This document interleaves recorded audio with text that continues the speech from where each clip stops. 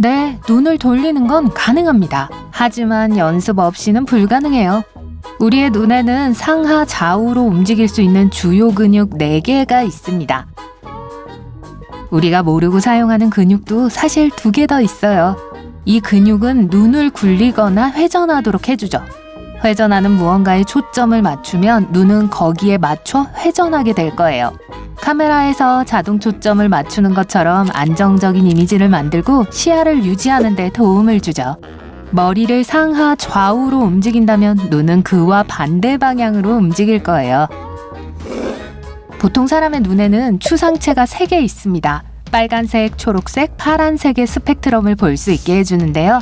이 모든 것을 합치면 약 100만 가지의 다양한 색을 볼 수 있습니다. 테트라크로멧은 눈의 추상체가 4개 있기 때문에 자외선의 색도 볼 수 있어요. 여기서 잠깐 일시중지를 하고 빠르게 테스트를 해보죠. 몇 가지 색이 있는지 세보시겠어요? 39가지 색이 있었습니다. 많은 수의 색이 보였다면 아마 여러분도 테트라크로멧일 수 있어요. 박쥐나 돌고래 같은 몇몇 동물들은 반향 정의를 사용하여 볼 수 있습니다. 또한 이런 능력을 가진 사람들도 있는데 이를 플래시 음파 탐지라고 해요. 딸깍 소리를 사용하여 두뇌 영역에서 3D 이미지를 만들고 쉽게 공간을 탐색할 수 있죠. 더 많이 딸깍 소리를 내면 낼수록 방이나 공간을 더 많이 볼 수 있고 그 장소를 더 잘 이해할 수 있게 됩니다. 절대 음감은 놀라울 정도로 희귀합니다. 10,000명 중 1명도 되지 않아요. 절대 음감이란 모든 음을 정확하게 식별하는 능력입니다. 이 재능을 가진 사람들은 노래를 듣고 어떤 키인지를 즉시 맞출 수 있습니다. 엄청난 장점이죠. 아, 음악이 없다면 인생은 B플랫일 거예요. 천모 난생이 있는 사람들은 눈꺼풀 안쪽에서 2번째 속눈썹이 자랍니다. 어떤 사람들은 이게 예뻐 보인다고 생각할지 모르겠지만 이 추가적인 속눈썹은 눈을 자극할 수 있고 빛에 대해 민감하게 만들며 눈꺼풀이 찢어지거나 처지게 만들고 염증이 생기게 할 수도 있습니다. 콘택트 렌즈, 레이저, 극저온 치료 같은 치료 방법이 몇 가지 있습니다. 네덜란드 건강 전문가 윰 호프는 호흡과 명상 같은 훈련으로 모든 종류의 초인적인 능력을 얻게 되었다고 주장합니다. 그는 극한의 온도에 적응하도록 몸을 단련했고 심지어 자신의 체온을 올리는 법도 익혔어요. 그리고 고도 변화에도 더 빨리 적응할 수 있었습니다. 또한 자신의 훈련 방법과 엄격한 식이요법, 운동요법 덕분에 면역력도 향상되었다고 주장했어요. 우리는 매일 밤 7, 8시간의 수면을 취하도록 되어 있습니다. 하지만 어떤 운 좋은 사람들은 하루에 6시간 또는 그 이하로 잘 수 있습니다.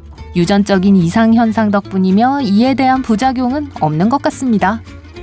우리 혀에는 약 10,000개의 미뢰가 있습니다. 하지만 어떤 사람들은 이보다 더 많은 수의 미뢰를 가지고 있어요. 슈퍼 테이스터들이죠.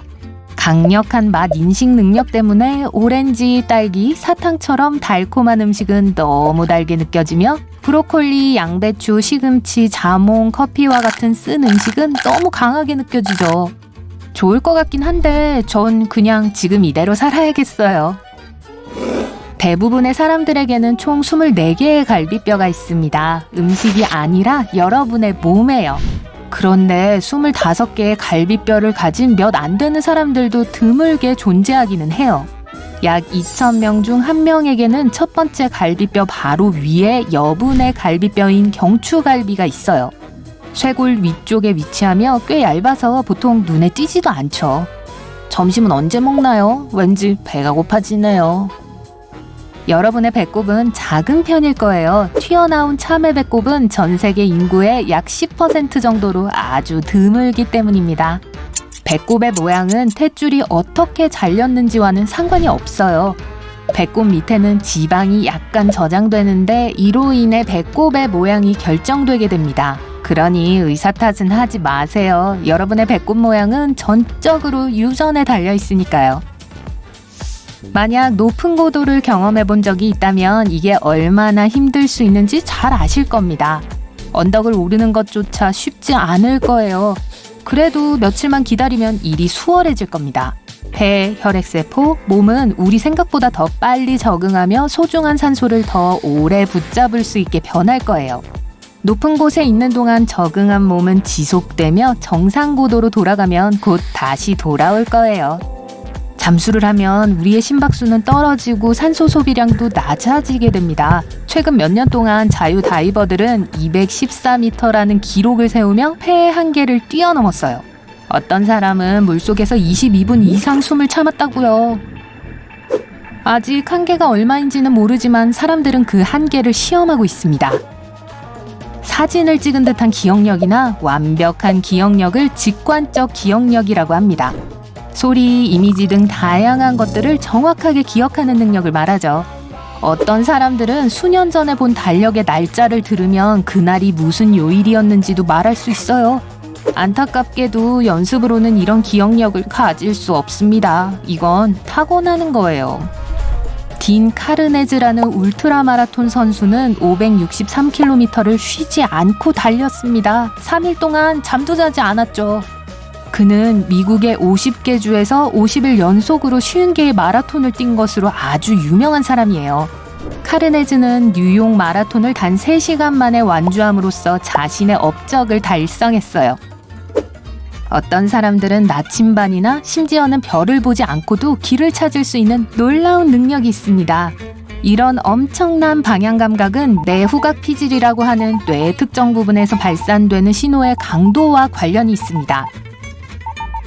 손목 뒷부분과 팔뚝을 테이블 위에 놓고 엄지손가락과 새끼손가락을 서로 만나게 해보세요. 팔뚝 가운데 근육이 올라오는 게 보이시나요? 그렇지 않다면 걱정하지 마세요. 그냥 흔적이니까요. 더 이상 쓸모있는 일을 하지 않고 있는 거죠. 잠깐, 제 얘기잖아요. 이 근육은 등반할 때 쓰던 오래된 근육이고 약 10%의 사람들에게는 이 근육이 더 이상 없습니다. 만약 귀를 꿈틀거릴 수 있다면 이는 외위 근육 덕분입니다. 귀 바깥쪽에 있는 근육이죠. 귀를 꿈틀거릴 수 없다고 해도 그 근육이 없지는 않아요. 다른 포유류와 비교했을 때 우리는 귀를 많이 움직일 수 없어요. 어떤 포유류는 소리를 찾기 위해 귀를 완전히 돌릴 수도 있거든요. 개나 고양이를 관찰해보세요. 개의 3번째 눈꺼풀은 처음 봤을 땐 약간 소름 끼칠 수도 있습니다. 하지만 우리에게도 3번째 눈꺼풀이 있어요. 그렇지만 인간의 셋째 눈꺼풀은 스스로 움직일 수 없고 눈 안쪽 구석의 작은 부분만을 덮고 있습니다. 예전에는 유용했을 가능성이 높지만 지금은 거의 쓸모가 없어요. 가끔은 정말 제대로 울어야 할 필요가 있습니다. 사실 눈물은 유익하거든요. 울 때 눈물을 흘리면 스트레스 호르몬의 분비에 도움이 돼요. 또한 엔돌핀의 생성을 자극할 수도 있습니다. 인체의 천연 진통제나 마찬가지죠. 매는 2개월마다 새롭게 바뀝니다. 간은 6주마다, 표피 그러니까 피부는 매달 바뀌어요. 심지어 위벽도 며칠에 한 번씩 새롭게 바뀝니다.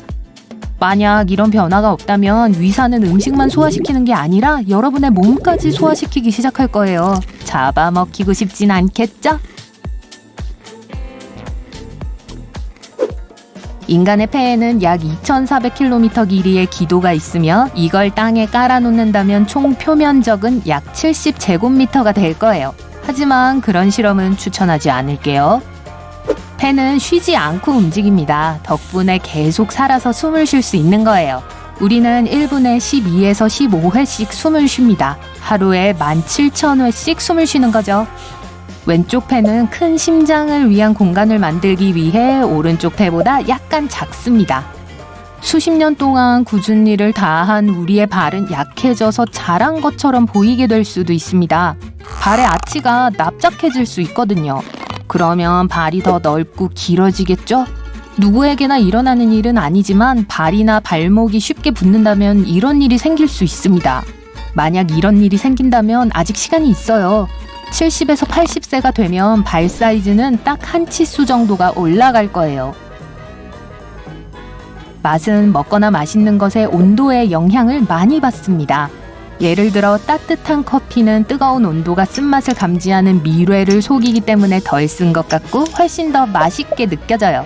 차가운 커피도 마찬가지예요. 차가운 커피는 쓴맛을 감추고 보다 깔끔한 끝맛을 만들어줍니다. 상온의 커피는 쓴맛만 더 강해지기 때문에 향이 다르거나 맛없게 느껴질 거예요. 이를 너무 세게 닦는 건 흔한 습관이에요. 하지만 치아에는 전혀 좋지 않습니다. 에나멜이 닳아서 맵고 차가운 음식에 민감해지게 될 거예요. 치아는 저절로 낫지 않으니까 관리를 제대로 해주셔야 해요. 양치질을 천천히 하고 충분히 시간을 내서 2분 동안 이를 제대로 닦아주세요. 치실도 잊지 마시고요.